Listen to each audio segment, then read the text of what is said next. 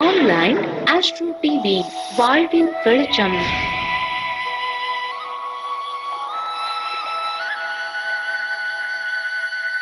அனைவருக்கும் வணக்கம். அடியேன் வல்லரசு தினேஷ் ராஜா. நம்ம இன்னைக்கு என்னன்னா மருத்துவ ஜோதிடம் அப்படிங்கிற ஒரு சிறப்பு வகுப்பு நம்ம அரேஞ்ச் பண்ணியிருக்கோம். நவம்பர் மாதம் 8ஆம் தேதி திங்கட்கிழமையிலிருந்து அந்த வகுப்பு ஆரம்பிக்க போகிறோம். எதுக்காக இந்த மருத்துவ ஜோதிட வகுப்பு எடுத்தோம், அதோட நோக்கம் என்ன அப்படின்னு பார்த்தீங்கன்னா, எங்கிட்ட படித்த நிறையா பழைய மாணவர்கள், எங்கிட்ட ஜாதகம் பார்த்த கிளைண்ட்ஸு எல்லாருமே இந்த மெடிக்கலி நிறைய நோயால் பாதிக்கப்பட்டு நிறைய பிரச்சனையோடு வராங்க.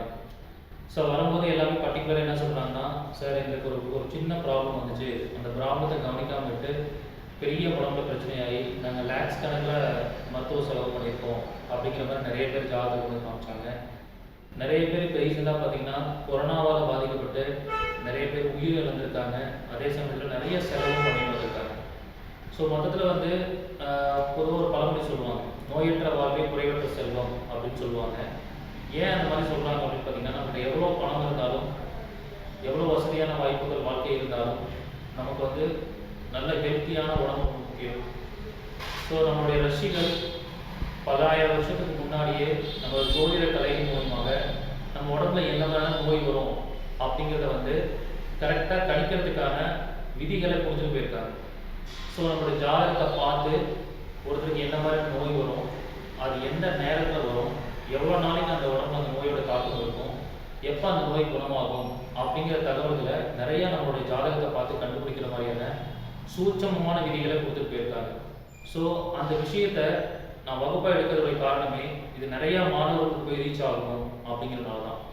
ஸோ நிறையா புக்ஸ்லேருந்து படித்த ஆராய்ச்சிகள், நிறைய வாடிக்கையாளர்களுடைய ஜாதகத்தில் பார்த்த ஆராய்ச்சிகள், எங்கள் கூட இருக்கக்கூடிய நண்பர்களுடைய ஜாதகத்திலே நிறைய விஷயம் பார்த்துருக்கோம். அதில் நடந்த விஷயங்கள் எல்லாத்தையும் ஒருங்கிணைச்சு ஒரு சில விதிகளை உருவாக்கி இந்த மருத்துவ ஜோதிடத்தின் மூலியமா ஒருவருடைய ஜாதகத்தை பார்த்தாலே இவருக்கு உடம்புல இந்த உறுப்புல தான் பிரச்சனை வரும் அப்படிங்கிறத சொல்ல முடியும்.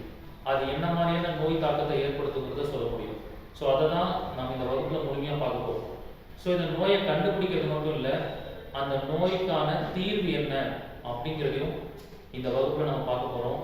அது மட்டும் இல்லாமல் நோய் கஷ்டப்பட்டு அதுக்கு தீர்வு தேடுறதை விட நோய் வராமல் நம்மளை எப்படி பாதுகாத்துக்க முடியும் அப்படிங்கிறது இந்த வகுப்பில் பார்த்துக்க போகிறோம். ஒரு சின்ன எக்ஸாம்பிள் சொன்னால் உங்கள் எல்லாருக்கும் புரியும். ஃபஸ்ட்டு ஒரு ஜாதகத்தில் பார்த்த உடனே ஒரு கிரகம் பாதிக்கப்பட்டிருக்கு அப்படின்னா அந்த கிரக காரகத்துவம் எந்த உறுப்பை குறிக்குது அப்படின்னு தெரிஞ்சால் ஈஸியாக நீங்கள் அதை கண்டுபிடிச்சிக்கலாம். ஃபார் எக்ஸாம்பிள் ஒரு சின்னதாக சொல்கிறேன். நம்மளுடைய உடல் உறுப்பில் மூளை அப்படின்னு சொல்கிறோம்னா அந்த மூளையை சொல்லக்கூடிய கிரகம், மூளையை குறிக்கக்கூடிய கிரகம் குரு. சரிங்களா? இப்போ ஒருத்தரோட ஜாதகத்தில் குரு ராகு சேர்க்கை, குருவும் ராகுவும் சேர்க்கைப்பட்டிருக்கு அப்படின்னா கண்டிப்பாக அவங்களுக்கு மூளை சம்மந்தப்பட்ட பிரச்சனைகள் ஏதாவது வரும். இதில் நம்ம டிகிரியை அப்ளை பண்ணணும். ஒருத்தருடைய ஜாதகத்தில் குரு 10 டிகிரியில் இருக்குது, ராகு ஒரு 12 டிகிரியில் இருக்குது அப்படின்னா இது ரொம்ப நெருங்கிய பாதையில் இருக்குன்னு அர்த்தம். அப்போ அந்த ஜாதகருக்கு மூளை சம்மந்தப்பட்ட பிரச்சனை வரும். அப்போ ஒரு கிரகம் உடல் உறுப்புகளை குறிக்கிறத வச்சே ராகுவோட சேர்க்கப்பட்டிருந்தா அங்கே பிரச்சனை வரணும். ஒரு சிம்பிளாக ஒரு விஷயத்தை வச்சு கண்டுபிடிச்சிடலாம். அப்போ குரு ராகு சேர்க்கை உள்ள ஒரு ஜாதகத்தை பார்த்தோம்னா உங்களுக்கு மூளை சம்மந்தப்பட்ட பிரச்சனை வர்றதுக்கான வாய்ப்புகள் உண்டு அப்படின்னு சொல்லி எடுக்கலாம். அப்போ குருவுக்கு மூளை மட்டும்தான் காரகத்துவம் இல்லை, குருவுடைய காரகத்துவத்தில் கல்லீரலும் வரும்.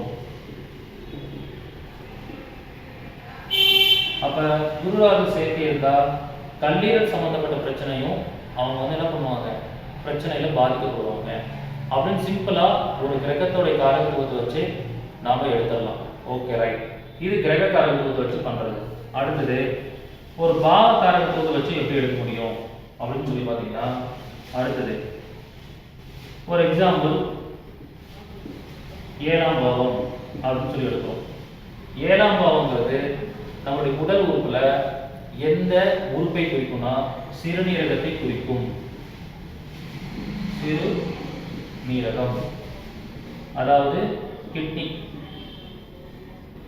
சரிங்களா? இப்போ ஒரு எக்ஸாம்பிள், ஒருத்தர் விருச்சிக லக்னத்தில் பிறந்திருக்கார் அப்படின்னு சொல்லி எடுத்துக்குவோம்.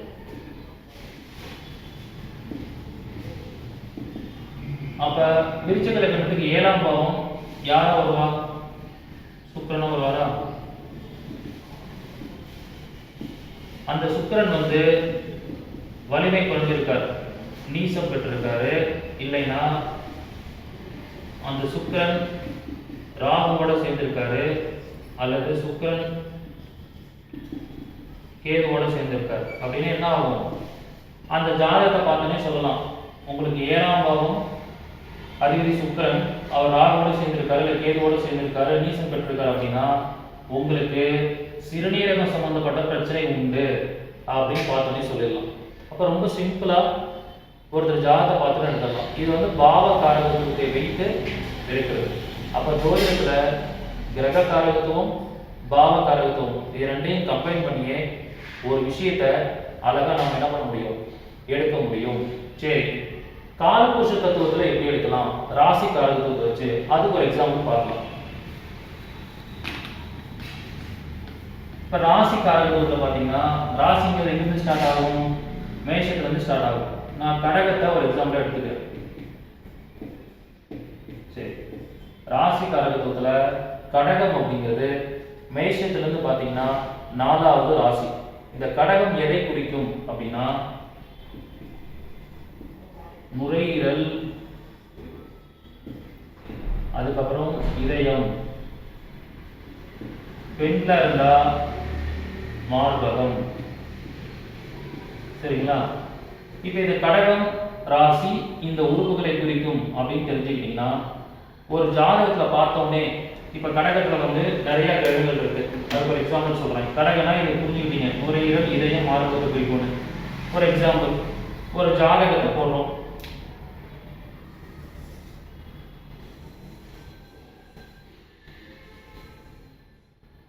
அவங்க என்ன லக்னமா வேணாலும் இருந்து போறாங்க. ஜஸ்ட் கடகம் அப்படிங்கிறது இதயத்தையும் நுரையீரலையும், பெண்கள் ஜாதகத்தை பார்த்தீங்கன்னா மார்பகத்தையும் குறிக்கக்கூடியது. இப்போ இந்த கடகத்துல பாவ கிரகங்கள் சம்பந்தப்பட்டிருக்கு. சனி சம்பந்தப்பட்டிருக்காரு, ராகு சம்பந்தப்பட்டிருக்காரு, ஒரு செவ்வாய் சம்பந்தப்பட்டிருக்காரு.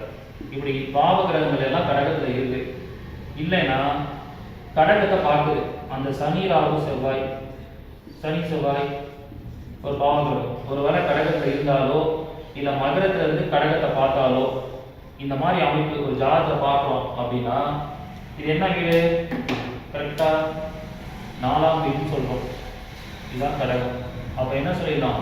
இவங்களுக்கு இதயம் சம்பந்தப்பட்ட பிரச்சனை வரும், இல்ல நுரையீரல் சம்பந்தப்பட்ட பிரச்சனை வரும். பெண்களா இருந்தா மார்பகம் சம்பந்தப்பட்ட பிரச்சனை வரும் அப்படின்னு சொல்லிடலாம். புரியுதுங்களா? ஸோ இப்படி அழகா ஒரு ஜாதகத்துல இது வந்து காலபுருஷத்தை வச்சு சொல்றது. காலபுருஷத்துவங்கிறது இங்க இதுல இருந்து ஆரம்பிக்கும். அப்ப இந்த 12 கட்டத்துல கடகத்துல போய் இப்படி பாவ கிரகங்கள் உட்காந்துருச்சுன்னா இவங்களுக்கு கடகம் பிரிக்கக்கூடிய உறுப்புல பிரச்சனை வரும் அப்படின்னு சொல்லிடலாம். சரி, இதே விஷயத்த நான் வந்து இங்க விருச்சிகத்துக்கு போடுறேன். இந்த கிரகங்கள் எல்லாம் இங்க உட்காருது. சனி, செவ்வாய், ராகு இப்படி உட்காருன்னு வச்சுக்கோங்களேன். இதுக்கு என்ன சொல்லலாம்? ராசி காரகத்துவத்துல விருச்சகம் அப்படிங்கிறது வந்து பாத்தீங்கன்னா பெண்கள் ஜாதகமா இருந்தா யூட்ரஸை குறிக்கும். சரிங்களா? அப்ப என்ன சொல்லலாம்? ஒரு பெண் ஜாதகத்தை பார்த்தோன்னே விருச்சகத்துல சனி, செவ்வாய், ராகு சம்பந்தப்பட்டிருக்கு, அப்போ உங்களுக்கு யூட்ரஸ்ல ப்ராப்ளம் வரும் அப்படின்னு சொல்லிடலாம். புரியுதுங்களா? ஸோ இந்த மாதிரி ரொம்ப சிம்பிளா ஒரு ஜாதகத்தை பார்த்தோன்னே நாம் ஈஸியா பலன் எடுக்க முடியும். இது எதுக்காக எடுக்கிறோம்? எதுக்காக சார் இதை வந்து நம்ம எடுக்கணும் அப்படின்னா, ஒரு ஜாதகத்தை வந்து கொண்டு வந்து கொடுத்தோன்னே இதை பார்த்து நம்ம என்ன பண்ணலாம்னா முன்னாடியே கண்டுபிடிச்சிடலாம். அதுதான் சொல்லுவாங்க வருமும் காப்பதே சிறப்பு, சிறந்ததுன்னு சொல்லுவாங்க. நம்ம ஏற்கனவே முன்னாடி ஒரு எக்ஸாம்பிள் பார்த்தோம். விருச்சிகத்துல வந்து பாவ கிரகங்கள் சனி, செவ்வாய், ராகு உட்கார்ந்தா யூட்ரஸ் ப்ராப்ளம் வரும்னா ஒரு பெண் ஜாதகத்தை கொண்டு வந்து கொடுக்குறாங்க. அந்த குழந்தைக்கு வந்து ஒரு 10 வயசு ஆகுது. அந்த குழந்தை இன்னும் ஏஜ் அட்டன் பண்ணினா கூட அந்த ஜாதகத்தில் சொல்லிடலாம் கண்டிப்பாக இந்த குழந்தைக்கு யூட்ரஸ்ல ப்ராப்ளம் வரும் அப்படின்னு முன்னாடியே கண்டுபிடிச்சு அதுக்கு ஏற்ற மாதிரி மருந்து மாத்திரைகளை சாப்பிட்டுக்கலாம். அப்படி இல்லைன்னா அதுக்கு ஏற்ற மாதிரியான உணவுப் பொருட்களை நாம் என்ன பண்ணிக்கலாம்? ஈஸியாக சாப்பிட்டு நம்மளோட பாடியில் அந்த பிரச்சனை வராமல் முன்னாடியே பாதுகாப்பாக இருந்துக்கிட்டோம்னா தேவையில்லாத மெடிக்கல் செலவுகளை நம்ம ஈஸியாக தவிர்த்து கொள்ள முடியும். புரியுதுங்களா? அதுக்காக தான் இந்த மெடிக்கல் லைஃப் ரொம்ப இம்பார்ட்டண்டாக படிக்கிறது. இன்கேஸ் ஒருத்தர் நோயால் பாதிக்கப்பட்டு வந்துட்டாங்கன்னா கூட அவங்களுக்கு என்ன மாதிரியான ஒரு அமைப்பில் ட்ரீட்மெண்ட் கொடுக்க முடியும் அப்படிங்கிறத பார்க்கலாம். இதெல்லாம் இந்த வகுப்பில் சொல்லிக் கொடுக்கப்படும். இந்த மாதிரி ஆங்கிளில் தான் அந்த வகுப்பு போகும். சரிங்களா? சரி, ஒரு சொல்யூஷனுக்கு ஒரு கான்செப்ட் பார்க்கலாம். எப்படின்னா, ஒரு ஜாதகம் சொல்கிறேன். என்னுடைய லைஃப்பில் ஒரு வாடிக்கையாளர் வந்து ஜாதகம் இது ஒரு கிளைண்டோட ஹாரோஸ்கோப் தான். அவங்க என்னுடைய நண்பரும் கூட. சரிங்களா? ஒரு சொல்யூஷன் கொடுக்கும்போது எப்படி கொடுக்கலாம் அப்படின்னா, ஒரு டாக்டரை மீட் பண்றது கூட, ஒரு ட்ரீட்மெண்ட் கொடுக்கறது கூட ஒரு சில விஷயங்கள் இருக்கு. இவங்க வந்து என்னன்னா துலாலகம். சரிங்களா? சரி, இவருக்கு எப்பயுமே நம்மளுடைய ஜோதிடத்துல நோய் சம்பந்தப்பட்ட விஷயம் அப்படின்னா 6ஆம் பாவம். துலா லக்னத்துக்கு 6ஆம் பாவம்ங்கிறது நோய். என்னோட அதிபதி யாரு? குரு. சரிங்களா? நான் என்ன சொன்னேன் அப்படின்னு சொல்லி பார்த்தீங்கன்னா, இவருக்கு 6ஆம் இடம் வந்து குருவா வராது. அந்த குரு வந்து இந்த ஜாதகம் எங்க இருந்ததுன்னா இங்க கன்னி ராசியில் இருந்தது. லக்னத்துக்கு 6ஆம் இடத்த எழுதி 12ல வந்து உட்கார்ந்துருந்தது. சரிங்களா? அப்ப நான் அவர்கிட்ட ஒரே ஒரு விஷயம் சொன்னேன். என்ன சொன்னா, 12ஆம் இடங்கிறது வந்து ஊருக்கு ஒதுக்குப்புறத்துல இருக்கிற ஒரு ஏரியாவை குறிக்கும், எல்லை பகுதியை குறிக்கும், இல்ல ஒரு அதர் மாநிலத்தை குறிக்கும், இல்ல வெளிநாட்டை குறிக்கும் அப்படின்னு சொன்னேன். அப்ப அவருக்கு வந்து ஒரு பிரச்சனை வந்துச்சு, உடல் ரீதியாக ஒரு பிரச்சனை வந்துச்சு. அப்ப அந்த பிரச்சனைக்கான தீர்வு அவருக்கு கிடைக்கலன்னு சொல்லி ஜாதகத்தை கொண்டு வந்து காமிச்சார். அப்ப நான் என்ன சொன்னேன்னா, ஊருக்கு ஒதுக்கப்புறத்துல பார்டர்ல இருக்கக்கூடிய ஹாஸ்பிட்டலை போய் பாருங்க அப்படின்னு சொன்னேன். அவர் தமிழ்நாட்டுக்காரரு. அவர் என்ன பண்ணாருன்னா, வேற மாநிலத்துக்கே போய் பெங்களூர்ல போய் ஒரு ட்ரீட்மெண்ட் எடுத்தார். அப்ப அந்த நோய்க்கான காரணம் என்னன்னு தெரிஞ்சிருச்சு, அதுக்கான ட்ரீட்மெண்ட்டும் கிடைச்சிருச்சு. ஸோ அந்த மாதிரி ஜாதகத்துல எந்த ஊர்ல போய் ட்ரீட்மெண்ட் பார்த்தா குணமாகும் அப்படின்னு சில சூட்சமங்கள் இருக்கு.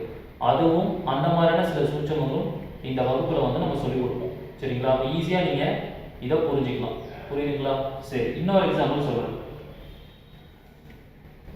இன்னொரு ஜாதகர் அதே மாதிரி வந்தாங்க. இதெல்லாம் வந்து சொல்லி ஜாதகத்துல சொல்லி சக்சஸ் ஆன விஷயங்கள். சரிங்களா? அவங்க வந்து பாத்தீங்கன்னா கடகலக்னம். கடகலக்னத்துக்கு 6ஆம் தேதி எங்க வரும்? இங்க வருங்களா? இவரோட அதிபதி என்ன? குருவா.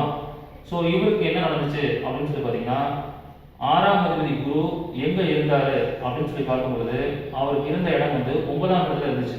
இங்க பிறப்பு ஜாதகத்துல 6ஆம் அதிபதி குரு வந்து 9ஆம் இடத்துல இருந்துச்சு. நான் என்ன சொன்னேன்னா, 9ஆம் இடங்கிறது என்னங்க? 9ஆம் இடங்கிறது பெரிய ஆன்மீக ஸ்தலங்கள் இருக்கக்கூடிய இடம், தெய்வ நம்பிக்கை குறிக்கக்கூடிய இடம், இறைபக்தியை குறிக்கக்கூடிய இடம். அப்புறம் என்ன சொல்லணும்னா, ஏதாவது ஒரு இறைவனுடைய பேர்ல இயங்கக்கூடிய மருத்துவமனை, ஒரு சாமியோட பேர்ல இயங்கக்கூடிய ஒரு மருத்துவமனை. ஒரு லட்சுமி ஹாஸ்பிட்டல்ஸ் அப்படின்னா என்ன? மகாலட்சுமி ஹாஸ்பிட்டல்னு ஒரு ஊர்ல ஒரு ஹாஸ்பிட்டல் இருக்குன்னா அது மகாலட்சுமி பேர்ல இயங்கக்கூடிய ஒரு ஹாஸ்பிட்டல். சரிங்களா? அப்ப தெய்வத்தின் பேர்ல இயங்கக்கூடிய ஒரு ஹாஸ்பிட்டல்ல போய் மருத்துவம் பாருங்க அப்படிங்கிற ஒரு விஷயத்த நான் ஒரு கைடன்ஸா சொன்னேன். இன்னொன்று, ஒரு பெரிய ஆன்மீக ஸ்தலத்துக்கு பக்கத்தில் இருக்கக்கூடிய ஹாஸ்பிட்டல், ஒரு பெரிய கோயில் இருக்கணும், அந்த கோயிலுக்கு பக்கத்தில் ஹாஸ்பிட்டல் இருக்கணும், அந்த மாதிரி இடத்துல போய் ட்ரீட்மெண்ட் பாருங்க அப்படின்னு சொன்னேன்.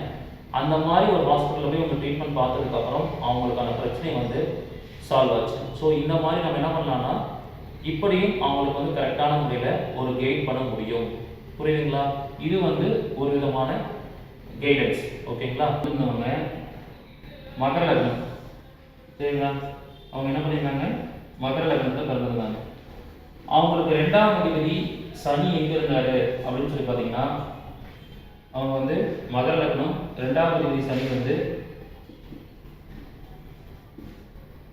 இங்க மீனத்துல இருந்தார். சரிங்களா? மகர லக்னத்துக்கு மிதனம் எத்தனாவது வீடு? 6வது வீடு. 2 கூடையவன் 4 இருந்தார். அவர் எந்த நட்சத்திரத்தில் இருக்காரு அப்படின்னு சொல்லி பார்க்கும்போது திருவாதிரை நட்சத்திரம். சரிங்களா? சரி, இவருக்கு என்ன பிரச்சனை தெரியுங்களா? 2 கூடையவன் 6ஆம் பாவத்தில் சம்மந்தப்பட்டுருச்சு. இவருக்கு சாப்பிட்டாலே ஒரு வாமிட்டிங் ப்ராப்ளம், அசிடிட்டி ப்ராப்ளம், இந்த மாதிரி பிரச்சனைகள் வரும். ஏன்னா 2ங்கிறது என்னது? உணவா? நம்ம சாப்பிடக்கூடிய உணவை குறிக்கிறது 2ஆம் பாவமா? 6ஆம் இடங்கிறது என்ன, ஒரு நோயை ஏற்படுத்த தன்மையா, அப்போ சாப்பிட்டாவுடனே வாமிட் வர மாதிரியான ஒரு அசிடிட்டி ப்ராப்ளம் உங்களுக்கு இருக்கு. அந்த மாதிரி பிரச்சனை இருக்கான்னு கேட்டால் ஆமாம் இருக்குன்னு சொன்னாங்க. அவங்க ஆக்சுவலி ஜாதக பார்க்க வரும்போதே 2 குடிவன் ஆர்டர் இருக்கு. ஹெல்த் வைஸில் சாப்பிட்டாலே அந்த பொருள் வந்து ஜீரணமாகுது, இல்லைன்னா ஃபுட் பாய்சன் அடிக்கடி ஆகும்னு சொன்னேன். ஆமாம் அந்த மாதிரி தான் ஆகும்னு சொன்னாங்க. அவங்களுக்கு ஒரு நட்சத்திர ரீதியாக ஒரு பரிகாரம் சொன்னேன். அவங்க என்னன்னா, அவங்க பிறந்த நட்சத்திரம் பார்த்தீங்கன்னா சதயம். சரிங்களா? சரி, சதய நட்சத்திரத்திலிருந்து இந்த 2ஆம் அதிபதி சனி நிற்கக்கூடிய நட்சத்திரம் என்ன தெரியுங்களா, திருவாதிரை. சதயத்திலிருந்து திருவாதிரை எத்தனாவது நட்சத்திரம், 10ஆவது நட்சத்திரம். 10ஆவது நட்சத்திரம்னா அது கர்ம நட்சத்திரம்னு சொல்லுவாங்க. சரிங்களா? இந்த கர்ம நட்சத்திரத்தில் இருக்கிறது கொஞ்சம் நெகட்டிவான பிரச்சனைகளை உண்டு பண்ணும், உயிர் போகிற அளவுக்கு கூட கண்டத்தை உண்டு பண்ணும். அதான் இந்த கர்ம நட்சத்திரத்துடைய வேலை. அப்புறம் என்ன சொல்லணும்னா, திருவாதிரை அப்படின்னா அது வாழைப்பழத்தை குறிக்கக்கூடியது. அப்போ வாழைப்பழத்தை சாப்பிடாதீங்க அப்படின்னு சொல்லி சொன்னோம். அதுக்கு பதிலாக என்ன செய்யணும்னா, அந்த வாழைப்பழத்தை தானம் கொடுத்துருங்க அப்படின்னு சொன்னேன். அப்போ அவங்க மாதம் மாதம் திருவாதிரை நட்சத்திரத்தப்போ வாழைப்பழம் தானம் கொடுக்க ஆரம்பித்தாங்க. ப்ளஸ் மெடிக்கல் ட்ரீட்மெண்ட்டும் எடுத்துக்கிட்டாங்க. அவங்களுக்கு சீக்கிரமே ஒரு 3 to 6 மாதத்துக்குள்ள அந்த அசிடிட்டி ப்ராப்ளம், வயிறு சம்மந்தப்பட்ட பிரச்சனை இருக்கிறது எல்லாமே சால்வ் ஆகிடுச்சு. ஸோ இப்படி அந்த உணவுப் பொருள் என்ன தானம் கொடுத்தா பெட்டராக இருக்கும் அப்படிங்கிறது ஈஸியாக நம்ம இதில் பார்க்க முடியும். சரி, ஓகே. நம்மளுடைய வகுப்பில் டிஎன்ஏ மூலிமா, டிஎன்ஏ ஜோதிடத்தை பற்றி நிறைய பேசியிருக்கோம். அந்த டிஎன்ஏ அஸ்ட்ராலஜி மூலிமா எப்படி இந்த மருத்துவத்தில் அவருடைய நோயை கண்டுபிடிக்கிறது அப்படிங்கிறது ஈஸியாக நம்ம பார்க்க முடியும். அதுக்கு ஒரு மெத்தேட் இருக்கு. ஸோ அது ஈஸியாக சொல்கிறோம். அதுக்கு ஒரு எக்ஸாம்பிள் ஒரு ஜாதகம் போட்டுக்கலாம்.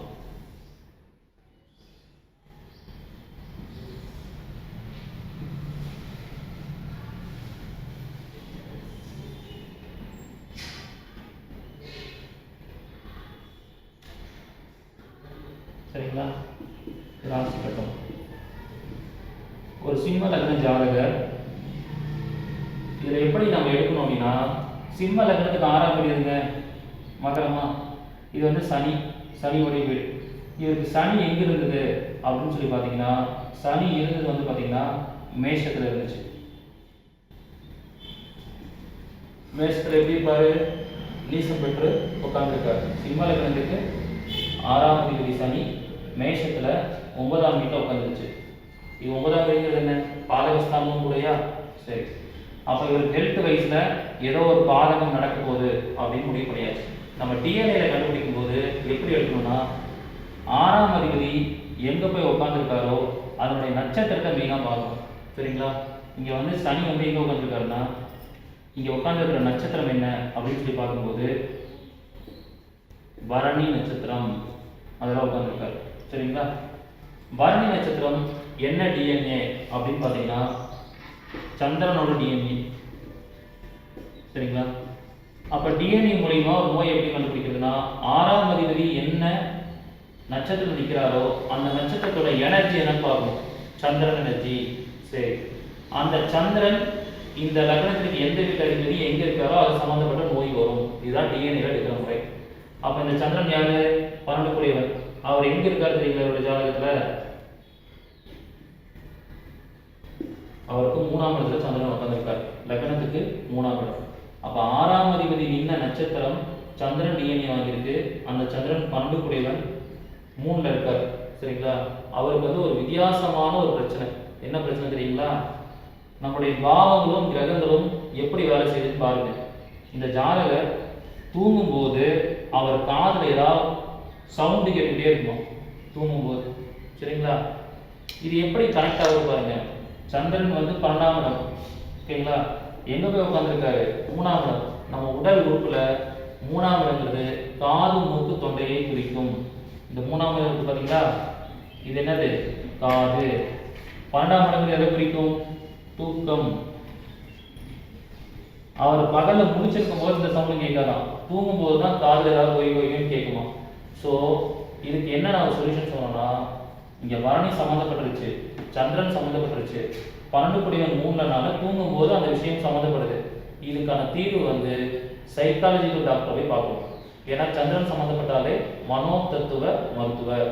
அப்போ சைக்காலஜி டாக்டர் போய் பாருங்க அப்படின்னு சொல்லியாச்சு. சரிங்களா?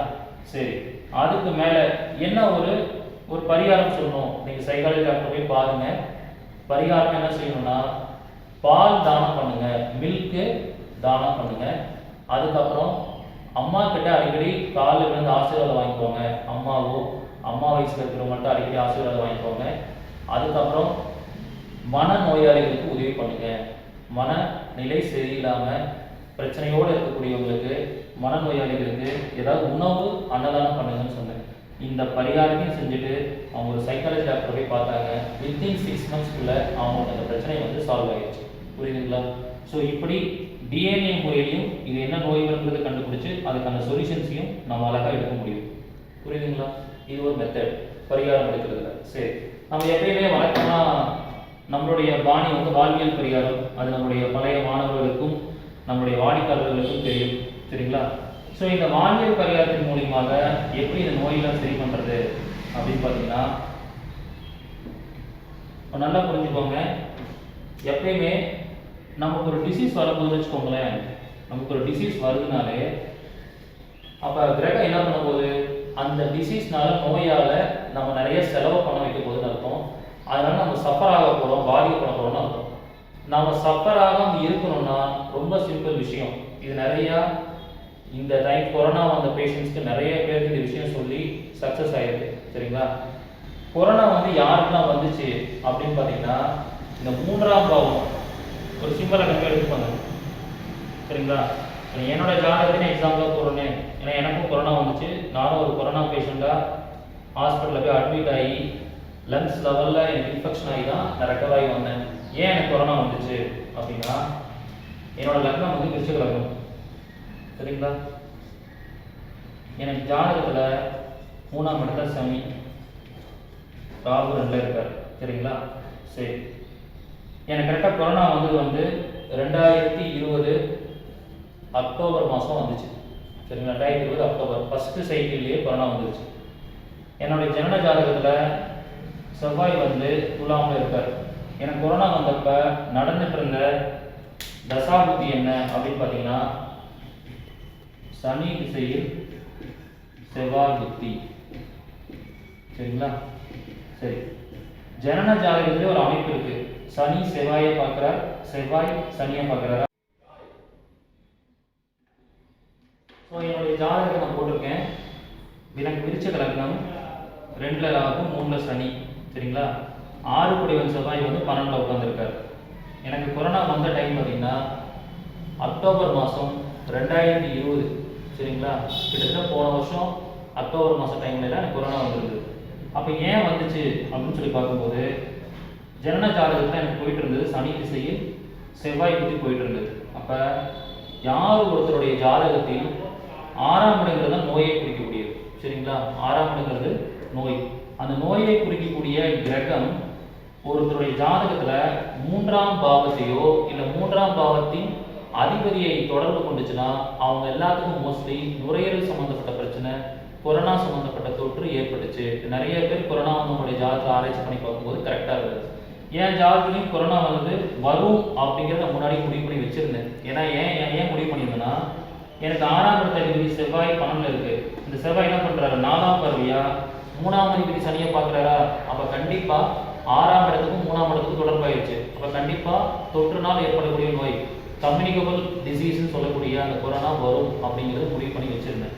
பட் அதே மாதிரியே சேஃப்டி ப்ரிகாஷன்ஸ்லாம் எடுத்தாலும் கொரோனா வந்துருச்சு. ஏன் வந்துச்சு அப்படின்னு பார்த்தீங்கன்னா, எனக்கு நடக்கிற திசையே சனி திசையில் செவ்வாய் புத்தி. அப்போ கரெக்டாக திசாநாதன் சனி இங்கே வந்திருக்காரா, புத்திநாதன் செவ்வாயே இங்கே இருந்து பார்க்குறாரு. அப்போ ஸ்ட்ராங்காக இன்னும் அந்த நோயை வர வச்சே ஆகணுங்கிற ஒரு விதி ஸ்ட்ராங்காக இருக்குது. கோச்சாரத்தில் பாருங்க, கோச்சாரத்தில் என்னாச்சுன்னா, கோச்சாரத்தில் சனி பகவானுக்கு போயிட்டு இருக்காரு, மகரத்தில் தான் போயிட்டு இருந்தார் போன அக்டோபர் மாதம். அப்போ ஜனனகால சனியும் கோச்சார சனியுமே இந்த நோய் பாவத்துடைய அதிபதியான செவ்வாய் 6ஆம் அதிபதி செவ்வாய் பார்வை செய்கிறார். அப்போ கண்டிப்பாக கொரோனாவால் பாதிக்கப்படணுங்கிறது விதியாயிடுச்சு. அதெல்லாம் வந்துருச்சு. வந்தவுடனே நான் உடனே என்ன பண்ணணும்னா, இதுக்கு வாழ்வியல் பரிகாரமாக என்ன செய்யணும் அப்படின்னு பார்க்கும்போது, அப்போ எதனால ஒருத்தங்களுக்கு ஒரு பிரச்சனை வருதுன்னா, கர்மா ஜோதிடத்தில் நான் அடிக்கடி சொல்லுவேன், ஒரு பாவத்தில் ஒரு நல்ல காரியத்தை நீங்கள் அனுபவிக்கிறீங்கன்னா அந்த பாவத்தில் நீங்கள் நிறைய நல்ல புண்ணியத்தை பண்ணியிருக்கீங்க.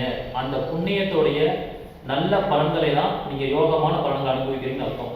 ஒரு பாவத்தில் நீங்கள் ஏதாவது ஒரு பாவம் பண்ணியிருக்கீங்க, நெகட்டிவான விஷயத்தை பண்ணியிருக்கீங்கன்னா அந்த நெகட்டிவ் கர்மா தான் உங்களுக்கு கெடுதலான பலன்களை கொடுக்குதுன்னு அர்த்தம். எனக்கு இந்த பாவத்தில் நிறைய புண்ணியமும் பண்ணியிருக்கேன், நிறைய பாவமும் போன ஜென்மத்தில் பண்ணியிருக்கேன். ஏன்னா இது மீடியா. ஸோ மீடியா மூலிமா தான் அஸ்ட்ராலஜியில் நிறையா பேசுகிறோம். அது புண்ணியத்துக்குனால கிடைக்கக்கூடிய பலன். கொரோனா ஏன் வந்துச்சு? 3ஆம் பாவத்தில் நம்ம ஏதோ ஒரு ஜென்மத்தில் செய்த தீய வினைகளால், நெகட்டிவ் கர்மாவால் நமக்கு அந்த கொரோனா வந்திருக்கு. அப்போ என்ன செய்யணும்? இங்கே புண்ணியம் இருக்குது, பாவம் இருக்குது. பாவம் நிறைய செயல்படும் போது புண்ணியத்தை நீங்கள் நிறைய செஞ்சீங்கன்னா அது வந்து ரெக்கவர் ஆகி வந்துடலாம்.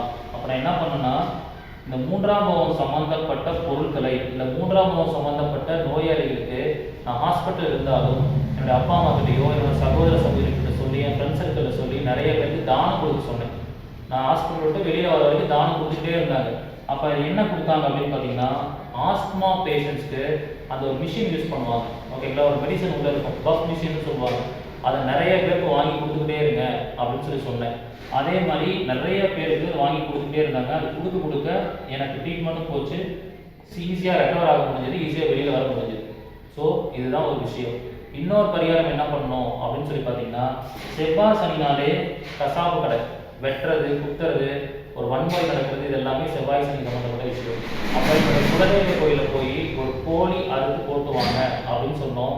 அது பண்ணிட்டும் வந்தாங்க. அந்த டைமில் குலதெய்வத்துக்கும் போய் வழிபாடு வச்சுட்டு வந்தாங்க. அப்போ கரெக்டாக இந்த 2 விஷயங்களும் வாழ்வியல் பரிகாரமாக இந்த பாதிப்பை குறைக்கிறதுக்காக அந்த டைமில் பண்ணனால ஈஸியாக ரெக்கவர் ஆகி வெளியில் வர முடியுது. ஸோ இந்த மாதிரி ஒவ்வொரு நோய்கள் வந்தாலும் அந்த நோயிலிருந்து வெளியில் வர்றதுக்கான வாழ்வியல் பரிகாரம் இருக்குது. அதை எப்படி சால்வ் பண்ணணுமோ அந்த மாதிரி சால்வ் பண்ணோம்னா ஈஸியாக சால்வ் பண்ணிக்கலாம். அப்போ நான் கிட்டத்தட்ட வந்து நம்ம கிளாஸில் என்ன மாதிரியான விஷயங்கள்லாம் சொல்லிக் கொடுக்க போகிறோன்னு ஒரு சின்ன ஹிண்ட்ஸ் மூலிமா எக்ஸ்பிளைன் பண்ணேன். இந்த கிளாஸ் பார்த்தீங்கன்னா கிட்டத்தட்ட வந்து ஒரு 25 நாள் கிளாஸ் போட்டிருக்கோம். அது எனக்கு தெரிஞ்சு ஒரு 30 to 40 நாளாவது போகும். ஏன்னா நிறைய ப்ராக்டிகல்ஸ் இருக்குது. நிறைய பேரோட ஜாதகம், ஒரு மினிமம் ஒரு 100 ஜாதகமாவது அனலைஸ் பண்ணி ஒவ்வொரு நோய்க்கும் டிஃப்ரெண்ட் ஜாதகத்தை போட்டு அனலைஸ் பண்ண போகிறோம். ஸோ ஒருத்தவங்க வந்து ஒரு எம்பிபிஎஸ் படிச்சுட்டு டாக்டராக நமக்கு நிறைய பேர் கைட் பண்ணுறாங்க. நாம் ஒரு ஜோதிடத்தில் இருந்துக்கிட்டு மருத்துவ ஜோதிடம் படித்து நிறைய பேருக்கு என்ன பண்ண போகிறோம்னா நோய் சம்மந்தமான தகவல்களை கொடுக்க போகிறோம். சரிங்களா? நம்மளால் ஒரு வழிகாட்டுதல் தான் பண்ண முடியும். நம்ம போய் ஒரு டாக்டர் மாதிரி ட்ரீட்மெண்ட் பார்க்க முடியாது, ஒரு மருந்து ப்ரிஸ்கிரைப் பண்ண முடியாது. ஒரு ஜோதிடரால் ஒரு நோயை கண்டுபிடிக்க முடியும். அதுக்கு எந்த மருத்துவமனைக்கு போனால் குணமாகும், எந்த மருத்துவரை பார்த்தா குணமாகும், எப்படிப்பட்ட தெய்வ வழிபாடுகளை பண்ணால் குணமாகும், எப்படிப்பட்ட ஒரு வாழ்வியல் பரிகாரம் பண்ணால் குணமாகும் அப்படிங்கிற விஷயத்தை அழகாக நம்ம வழிகாட்டுதல் பண்ண முடியும். அப்படி பண்ணும்போது ஆட்டோமேட்டிக்காக ஒரு நோயிலிருந்து வெளியில் வர முடியும். ஸோ இந்த மாதிரி நிறைய பரிகார முறைகள் இருக்குது. கடைசியாக ஒரு பரிகார முறை சொல்கிறேன். அதாவது வந்து பார்த்திங்கன்னா, இந்த சிறுநீரகம் சம்மந்தப்பட்ட பிரச்சனை இருக்கிறவங்களுக்கு நான் சொல்லியிருக்கேன், நம்ம கிளாஸோட இதிலே சொல்லியிருப்பேன், தமிழ்நாட்டில் நிறைய சூட்சமமான ஸ்தலங்கள் இருக்குது. உடம்புல ஒரு பிரச்சனை வரும்போது அந்த பிரச்சனையை சரி பண்ணுறதுக்காக. அந்த மாதிரி இந்த சிறுநீரகம் சம்பந்தமான கோளாறு இருக்கிறவங்களுக்கு ஊட்டத்தூர் அப்படின்னு ஒரு ஊர் இருக்குது. அந்த ஊட்டத்தூர் அப்படிங்கிற ஊரில் நடராஜர் கோயிலாக ஆக்சுவலி அங்கே போடக்கூடிய மாலை ஒரு 3 மணி நேரம் அந்த சாமியோட கழுத்தில் இருந்துட்டு அந்த மாலையை நம்ம வீட்டில் வாங்கிட்டு வந்து வச்சு அந்த பிரச்சனை இருக்கிறவங்களுக்கு அந்த துளசி மாலை மாதிரி போடணும். அந்த துளசியை கசக்கி சாராக கொடுத்தாங்கன்னா சிறுநீரகம் சம்பந்தமாக எந்த பிரச்சனையாலும் குணமாகும் அப்படிங்கிற ஒரு நம்பிக்கை இருக்குது. ரொம்ப பவர்ஃபுல்லான ஸ்தலம். ஸோ அந்த மாதிரி நிறையான சூட்சமமான ஸ்தலங்கள் நம்மளுடைய கிளாஸில் சொல்லிக் கொடுக்கப்படும். இந்த மாதிரி இந்த கிளாஸ் வந்து ரொம்ப ஒரு பயனுள்ள வகையில் இருக்கும். இதை வந்து இந்த வீடியோ பார்க்குறவங்களுக்கே உங்களை புரிஞ்சுக்கொள்ள முடியும் இந்த கிளாஸ் எந்த அளவுக்கு இருக்க போகிறோன்னு. என்னுடைய பழைய மாணவர்கள் எல்லாருக்கும் தெரியும். இந்த மெடிக்கல் அஸ்ட்ராலஜி கிளாஸ் போட்டோன்னே கிட்டத்தட்ட வந்து இப்போ போட்ட ஒரு நாளே ஒரு 10 பேர் கிட்ட புக் பண்ணிட்டாங்க. இன்னும் நிறைய புக்கிங்ஸ் போயிட்டுருக்கு. ஸோ யாராவது விருப்பப்பட்டால் தாராளமாக இங்கே கீழே போயிட்டு இருக்கிற நம்பருக்கு காண்டாக்ட் பண்ணுங்கள். எல்லாரும் சீக்கிரமாக ஒரு மருத்துவ ஜோதிட வகுப்பில் அனைவரையும் நான் சந்திக்கிறேன். நன்றி, வணக்கம், வாழ்க வளமுடன். அனைவருக்கும் வணக்கம். நான் திரு வல்லரசு தினேஷ் ராஜா அவர்களுடைய ஸ்டூடெண்ட்டு. ஆக்சுவலாக அவர்கிட்ட முதல்ல வந்து பார்த்தீங்க அப்படின்னா ஜோதிடம் பார்க்குறதுக்காக தான் போனேன். பட் நிறைய விஷயங்கள் அவர்கிட்ட தெரிஞ்சுக்கிட்டேன். அதே சமயம் வந்து பார்த்திங்கன்னா நம்மளுடைய ஜாதகத்தில் இருக்கக்கூடிய கர்ம வினைகள், அதாவது பாவ புண்ணியங்களை பொறுத்து நமக்கு எப்படியெல்லாம் அமைஞ்சிருக்கும், அதன் மூலமாக நமக்கு என்ன நல்லது நடக்கும், என்னது கெட்டது நடக்கும் அப்படின்றது முதல் கொண்டு எல்லாமே சொன்னார். கர்மா தொடர்பான அஸ்ட்ராலஜி மட்டும் இல்லை, நம்மளுடைய முன்ஜென்ம பாவ புண்ணியங்களை பற்றி ப்ளஸ் அதே சமயம் வந்து பார்த்திங்கன்னா நம்மளுடைய முன்னோர்கள் செய்த பாவ புண்ணியங்களை பற்றி, அதன் மூலமாக வம்சாவளியாக வரக்கூடிய கர்மாக்களை பற்றி டிஎன்ஏ அஸ்ட்ராலஜி மூலமாகவும் சொன்னார். அதே சமயம் நம்மளுடைய உடம்பில் இருக்கக்கூடிய வியாதிகள் என்னென்ன வரும், இனி இப்போ இருக்கிற வியாதி என்ன, இனி வரும் காலங்களில் என்ன வியாதி வரும், அதன் மூலமாக நம்ம அதை வந்து எப்படி பாதுகாத்துக்கிறது, எப்படி நம்மளோட உடம்பை வந்து ஹெல்த்தியாக வச்சுக்கிறது அப்படின்றத முதற்கொண்டு பரிகாரம் மூலமாக எல்லா விஷயமும் சொன்னார். ஸோ எனக்கு ரொம்ப ஆச்சரியமாக இருந்தது. என்ன காரணம் அப்படின்னா, நிறைய ஜோதிடர்களை நான் சந்திச்சிருக்கேன், நிறைய ஜோதிட வகுப்புகளுக்கு நான் போயிருக்கேன். பட் இது வந்து பார்த்திங்கன்னா மிகவும் நம்பகத்தன்மையாகவும் அதே சமயம் வந்து பார்த்திங்க அப்படின்னா கிளியராகவும் இருக்குது. இதுதான் நடக்கும் அப்படின்னு என்னோடய வாழ்க்கையில் அவர் சொன்ன பரிகாரத்தை நான் பண்ணினேன். ஸோ இன்றைக்கி என்னோடய பர்சனல் லைஃப்லையும் சரி, கெரியர் லைஃப்லையும் சரி ரொம்ப நல்லா இருக்கேன். அதே சமயம் வந்து பார்த்திங்கன்னா ஜோதிட வகுப்பில் வந்து இப்போது நாங்கள் மற்றவங்களுக்கு தெளிவாக சொல்கிற அளவுக்கு எங்களையும் உயர்த்தி விட்டுருக்காரு. ஸோ இதில் எங்களோட பர்சனல் லைஃப்பும் சரி ப்ளஸ் கெரியரும் சரி நல்லபடியாக போயிட்டுருக்கு. ஸோ நீங்களும் அவருடைய வகுப்பில் கலந்து நல்லபடியாக இருக்கணும், உங்களுடைய வாழ்க்கையில் நல்லா வந்துச்சு எல்லா வளமும் பெற்று நல்லபடியாக இருக்கணுன்றதை நான் கேட்டுக்கிறேன். இப்போ வர நவம்பர் 8ஆம் தேதியிலேருந்து பார்த்தீங்க அப்படின்னா மெடிக்கல் அஸ்ட்ராலஜி, மருத்துவ ஜோதிடம் அப்படின்றத வந்துட்டு வகுப்பு எடுக்கிறாப்புல. ஸோ நீங்களும் அதில் கலந்துக்கோங்க, ஜாயின் பண்ணுங்கள், நல்லபடியாக வந்துட்டு உங்களோட கெரியரை உயர்த்திக்கோங்க. எந்த ஒரு தன்னலமும் இல்லாமல் நான் மட்டும் நல்லா இருக்கணும்னு நினைக்காம மற்றவங்களும் நல்லா இருக்கணும் அப்படின்ற ஒரே ஒரு காரணத்துக்காக நமக்கு எல்லா விதத்துலேயும் வந்துட்டு அஸ்ட்ராலஜி சொல்லி கொடுத்து மக்களுக்கு நல்லது பண்ணுறது மூலமாக எல்லாத்தோடைய வாழ்க்கையும் உயர்த்தின எங்கள் வல்லரசு தினேஷ் ராஜா அவர்களுடைய வகுப்புக்கு கண்டிப்பாக நீங்கள் சேர்ந்து உங்களோட வாழ்க்கையிலும் நல்லபடியாக இருக்கணுன்றது கேட்டுக்கிறேன். மிக்க நன்றி. அனைவருக்கும் வணக்கம். பொள்ளாச்சி வேட்டைக்காரன்புதூர் ஸ்ரீ லட்சுமி கணபதி ஜோதிட நிலையத்திலிருந்து தனலட்சுமி பேசுறேங்க. நான் 3 இயர்ஸா அஸ்ட்ராலஜரா பிராக்டிஸ் பண்ணிட்டு இருக்கேன். சார்கிட்ட நிறைய கிளாஸ் படிச்சிருக்கேன். அதுல ஒண்ணு இந்த மெடிக்கல் அஸ்ட்ராலஜின்னு தான். இந்த மெடிக்கல் அஸ்ட்ராலஜில சார் வந்து எல்லா கிரக காரகத்துவத்தையும் ஈஸியா எங்களுக்கு மனசுல பதிகிற மாதிரி சொல்லி கொடுத்திருக்காரு. சூரியன் அப்படின்னா தலை, வலது கண். சந்திரன் அப்படின்னா மனோகாரகன், இடது கண். செவ்வாய் அப்படின்னா பற்கள். புதன் அப்படின்னா நரம்பு மண்டலம். குரு அப்படின்னா மூளைப்பகுதி, கல்லீரல். சுக்கிரன் அப்படின்னா சிறுநீரகம். சனி அப்படின்னா கால் பகுதி. ராகு கேதுக்கள். ராகு அப்படின்னா வாய்ப்பகுதி, கேது அப்படின்னா ஆசன வாய். இப்போ ஒரு ஜாதகத்துல சுக்கிரன் ராகு சேர்க்கை இருக்கு அப்படின்னா அவங்களுக்கு சிறுநீரகம் சம்பந்தப்பட்ட ப்ராப்ளம் வரும் அப்படின்னு சொல்லி கொடுத்திருக்காரு. அதே மாதிரி ஒரு பெண் ஜாதகத்துல சுக்கிரன் கேது சேர்க்கை இருக்கு அப்படின்னா அவங்களுக்கு யூட்ரஸ் ப்ராப்ளம் வர்றதுக்கு வாய்ப்பு இருக்கு அப்படின்னு சொல்லி கொடுத்திருக்காரு. இந்த மாதிரி ஒவ்வொரு கிரக சேர்க்கையும் வச்சு எந்த மாதிரி நோய் வரும் அப்படிங்கறதெல்லாம் சொல்லி கொடுத்திருக்காரு.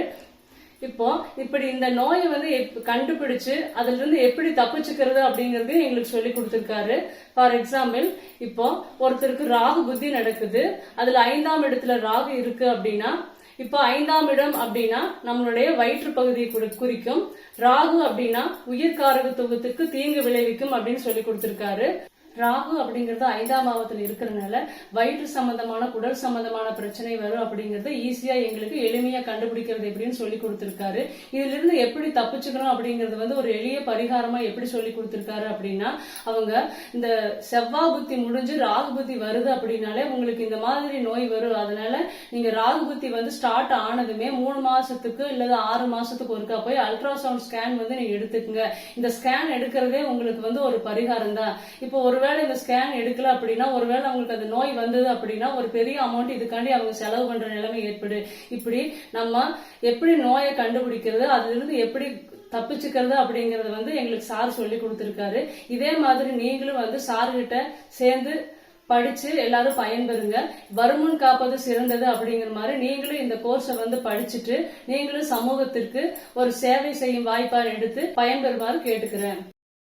எனது தாய் தந்தையரின் பாதங்களையும் தொட்டு வணங்கி, எனது குலதெய்வத்தின் பாதங்களையும் தொட்டு வணங்கி, பழனிமலை முருகனின் பாதங்களையும் தொட்டு வணங்கி, என் பெயர் முருகானந்தம். நான் தஞ்சாவூர் மாவட்டம் பட்டுக்கோட்டையில் இருக்கும் முருகன் ஜோதிட நிலையம் என்ற நிலையத்தை நடத்தி வருகிறேன்.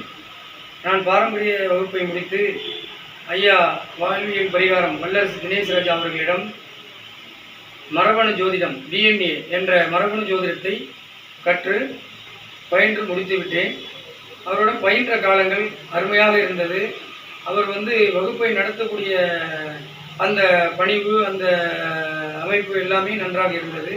ஆகவே அவருடன் அந்த DNA மரபணு ஜோதிடத்தை கற்றதனால் இன்றைக்கு நான் பட்டுக்கோட்டையில் ஓரளவுக்கு அந்த மரபணு ஜோதிடம் மூலமாக பலாப்பலன்கள் சொல்லி நல்லபடியாக வருகிற பணியாளர்கள், வருகிற கிளையண்டுகளுக்கு நல்லபடியாக எடுத்து சொல்வதனால் அவர்கள் நல்ல திருப்தியோடு சொல்லுகிறார்கள். ஆகவே அவர்கள் அடுத்தபடியாக மருத்துவம் என்ற ஜோதிட வகுப்பை நடத்த இருக்கிறார். அதற்கு என்னிடம் கேட்டார். ஆகவே நானும் சேர்ந்து கொண்டேன். ஆகவே ஐயா தினேஷ் ராஜா அவர்களிடம் ஒரு திறமை இருக்கிறது. முக்கியமாக அவருடைய பணி, அவருடைய டிசிப்ளின் எல்லாமே நன்றாக இருக்கிறது. ஆகவே அவருடைய கிளாஸில் அவருடைய இதில் சேர நான் ரொம்ப கடமைப்பட்டுள்ளேன். ஆகவே வல்லஸ் தினேஷ் ராஜா ஐயா அவர்களுக்கு நன்றி, வணக்கம். எல்லோருக்கும் வணக்கம். நான் பெங்களூர்லேருந்து பத்மாவன் பேசுகிறேன். நான் தினேஷ் சார்கிட்ட டிஎன்ஏ அஸ்ட்ராலஜி படிச்சுட்ருக்கேன். இப்போ படிச்சுட்டு தான் இருக்கேன். ஆனால் கிளாஸ் நான் நிறைய இடத்துல அட்டன் பண்ணது உண்டு. அதில் பிரமிக்கிற மாதிரி, ரொம்ப எளிமையாக புரிகிற மாதிரி, எல்லாருக்குமே புரிஞ்சு நாம் பலன் சொல்லலாம். அந்தளவுக்கு இப்போ நானே சொல்ல ஆரம்பிச்சிட்டேன்னு வச்சுக்கோங்க. லைட்டாக பேசிக்கான சும்மா ராசி நட்சத்திரம் அந்த மாதிரி தான் தெரிஞ்சுது எனக்கு. அதுக்கு மேலே நான் இது பண்ணலை. பட் இருக்கிறதுல அவ்வளோ அன்னன்னைக்கு கிளாஸ் அன்றைக்கி நல்லா புரியும். நம்ம கிளாஸ் வரலன்னா கூட ஆடியோ மூலிமா அனுப்பிவிட்டுறாரு. அந்த ஆடியோ கேட்கும்போது நம்மளுக்கு ரொம்ப எளிமையான வழியில் சொல்லிக் கொடுக்குறாரு. அருமையாக இருக்குது. நீங்கள் யாருன்னா சார்கிட்ட படிக்கணுன்னா தாராளமாக படிக்கலாம். ரொம்ப கான்ஃபிடெண்ட்டாக உங்களுக்கு நல்லா புரிகிற மாதிரி நிறைய கிளாஸ் அப்டேட் பண்ணிக்கிறாரு. கண்டிப்பாக தினேஷ் சார்கிட்ட படிங்க. சூப்பராக சொல்லிக் கொடுக்குறாரு. எளிமையான முறையில் சொல்லிக் கொடுக்குறாரு. நீங்கள் இவர்கிட்ட படிக்கிற பட்சத்தில் நிச்சயமாக நீங்களும் ஒரு நாளைக்கு கிட்டத்தட்ட ஒரு 6 மாதம் எல்லாத்துக்குமே ஒரு ப்ராக்டிஸ் கண்டிப்பாக வேணும். உங்கள் ஜாதகங்களும் குடும்ப ஜாதகங்கள்லாம் பாருங்கள். கண்டிப்பாக சார் சொல்கிறதுல கரெக்டாக மேட்ச் ஆகும். நீங்கள் கொஞ்சம் என்ன காரகத்துவம்லாம் நீங்கள் படிச்சிருக்கணும். காரகத்துவம்லாம் உங்களுக்கு தெரிஞ்சிருக்கணும். அந்த காரகத்துவம்லாம் நீங்கள் எந்தளவுக்கு படித்து அதெல்லாம் சார் சொல்லி கொடுத்துருவாரு. பட் நீங்களும் கொஞ்சம் எக்ஸ்ட்ராவாக நீங்கள் படிச்சிங்களா கண்டிப்பாக சாரினுடைய டிஎன்ஏ அஸ்ட்ராலஜி அவ்வளோ துல்லியமாகவும் அவ்வளோ பர்ஃபெக்டாகவும் இருக்குது. கண்டிப்பாக ஜாதகம் பார்க்குறவங்க அவங்ககிட்ட பாருங்கள். கிளாஸ் கற்றுக்கணுன்னு சாரை கான்டாக்ட் பண்ணுங்கள். ரொம்ப சிறப்பான முறையில் எளிய முறையில் எடுக்கிறாங்க. மருத்துவ ஜோதிடம் உங்கள் வாழ்க்கையில் என்ன நோய் வரும் என்பதை துல்லியமாக அறிந்து கொண்டு நோயின்றி குறைவற்ற செல்வத்துடன் வாழ வேண்டுமா? வருமுன் காப்பதே சிறப்பு என்பதற்கேற்ப முன்கூட்டியே நோயை பற்றி அறிந்து தேவையில்லாத மருத்துவ செலவையும் வீண் உடல் வேதனைகளையும் மன உளைச்சல்களையும் தவிர்க்க வேண்டுமா? கர்மா டிஎன்ஏ மருத்துவம் மற்றும் வாழ்வியல் பரிகார ஜோதிடர் உயர்திரு வல்லரசு தினேஷ் ராஜா அவர்கள் நடத்தும் மாபெரும் ஆன்லைன் மருத்துவ ஜோதிட வகுப்பில் கலந்து கொண்டு உங்கள் வாழ்க்கையையும் மற்றவர்களின் வாழ்க்கையையும் நலமாக மாற்றிடுங்கள்.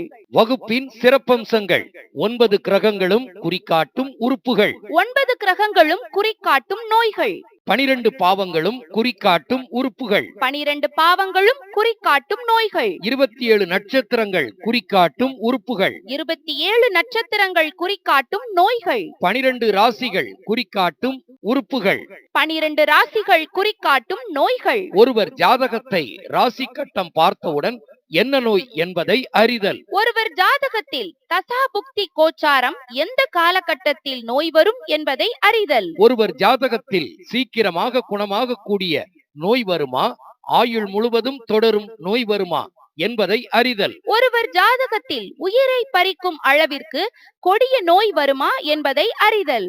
ஒருவர் ஜாதகத்தில் நோயிலிருந்து எப்பொழுது முழுவதும் குணமாவார் என்பதை அறிதல். ஒருவர் ஜாதகப்படி எந்த நேரத்தில் ஆபரேஷன் செய்ய வேண்டும், செய்யக்கூடாது என்பதை அறிதல். ஒருவர் ஜாதகப்படி எந்த பெயர் கொண்ட மருத்துவமனையில் சிகிச்சை பார்த்தால் குணமாகும் என்பதை அறிதல். ஒருவர் ஜாதகப்படி எந்த பெயர் கொண்ட மருத்துவரிடம் சிகிச்சை பார்த்தால் நோய் குணமாகும் என்பதை அறிதல். ஒவ்வொரு நோய்க்கும் என்ன கோவிலுக்கு சென்றால் குணமாகும் என்பதை தமிழ்நாட்டில் உள்ள சூட்சுமமான ஸ்தலங்கள் பற்றி அறிதல். ஒருவர் ஜாதகப்படி நோய் வராமல் இருக்க என்ன உணவு பழக்கங்களை கடைபிடிக்க வேண்டும் என்பதை நட்சத்திர ஜோதிட முறையில் அறிதல். ஒருவர் தனக்கு என்ன நோய் வரும் என்பதை முன்பே அறிந்து வருமுன் காத்துக்கொள்ள வாழ்வியல் பரிகாரங்களை அறிந்து கொள்ளுதல். ஒருவர் ஜாதகப்படி என்ன தானம் கொடுத்து நோயிலிருந்து விடுபட முடியும் என்பதை கர்மா ஜோதிட முறையில் அறிந்து கொள்ளுதல். ஒருவர் ஜாதகப்படி என்ன நோய் வரும், அதற்கான தீர்வாக ஆன்மீக பரிகாரம், தொழில் பரிகாரம், தர்ம பரிகாரம் என்ன செய்ய வேண்டும் என்பதை டிஎன்ஏ ஜோதிட முறையில் அறிந்து கொள்ளுதல். இந்த வகுப்பின் மூலமாக ஒருவர் தன்னுடைய வாழ்க்கையை நோயில்லாமல் வளமாக மாற்றிக்கொள்ள முடியும். வகுப்பு தொடங்கும் நாள் 8/11/2021 திங்கட்கிழமை. வகுப்பின் கால அளவு 25 நாட்கள். வகுப்பு நடைபெறும் நேரம் மாலை 5 மணி முதல் இரவு 7 மணி வரை.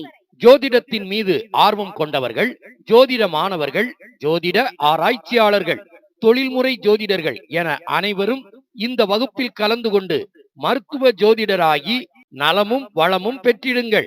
இந்த வகுப்பில் கலந்து கொள்ளும் அனைத்து மாணவர்களுக்கும் ஒவ்வொரு நாள் வகுப்பின் ரெக்கார்டட் வீடியோ அனுப்பி வைக்கப்படும். இந்த வகுப்பின் முக்கியமான அம்சங்களுக்கு PDF வழங்கப்படும். இந்த வகுப்பில் கலந்து கொள்ளும் அனைத்து மாணவர்களின் ஜாதகங்கள் மற்றும் அவர்கள் குடும்ப உறுப்பினர்களின் ஜாதகங்கள் ஆராய்ச்சி செய்யப்படும். மாற்றுத்திறனாளிகளுக்கு வகுப்பு கட்டணத்தில் 50% சலுகை உண்டு. முன்பதிவு அவசியம். மேலும் விவரங்களுக்கு செல் நம்பர் 9568372234 மற்றும் 9080066894.